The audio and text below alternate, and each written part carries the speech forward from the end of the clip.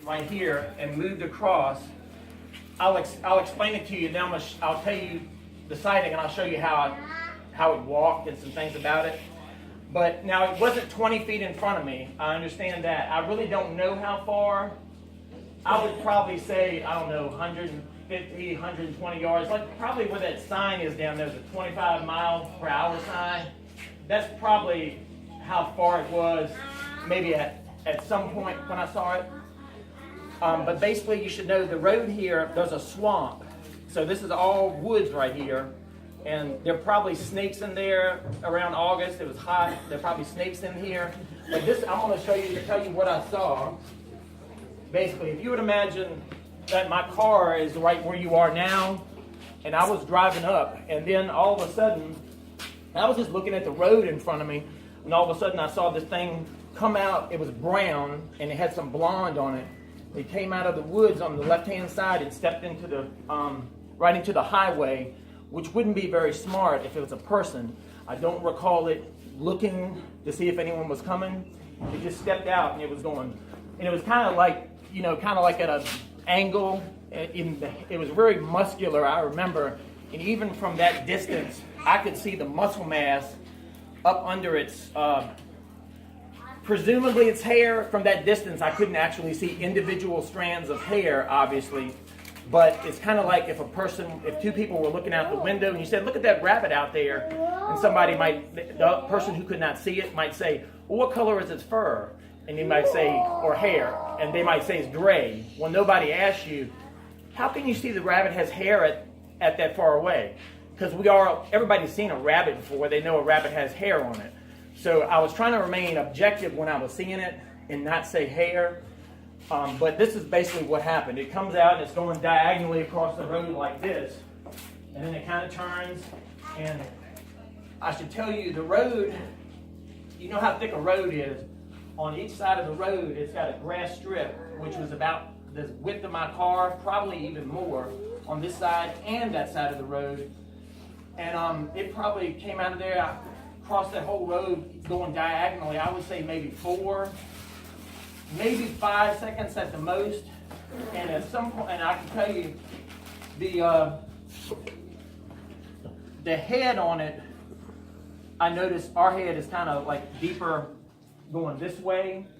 I remember the head on this was a little bit thicker, like say going this way, like from front to back. It was thicker that way. And I remember when it got to the other side of the road, I was coming up, my car was coming up, and I was still looking like, and I could not see any kind of clothing line. Like I've seen people walking on the road before. Never once did I think they were a Sasquatch up ahead. Not once. I've seen people on the road in the morning. I've seen people walking down the road in the afternoon. You can clearly see where their demarcation line of the clothing was. And when I was coming up on it, it had gotten to this side of the road, and I noticed it looked like it just wanted to come out of the road and get across that road because it was very fast. And when it got over here, I noticed it started slowing down. And I was looking at its feet, trying to take in everything I could. And I saw some blonde, I guess, I'm saying hair, because it was not a coat or anything like that. It was blonde hair through the shoulder. And I looked and I could see blonde hair right here through the legs.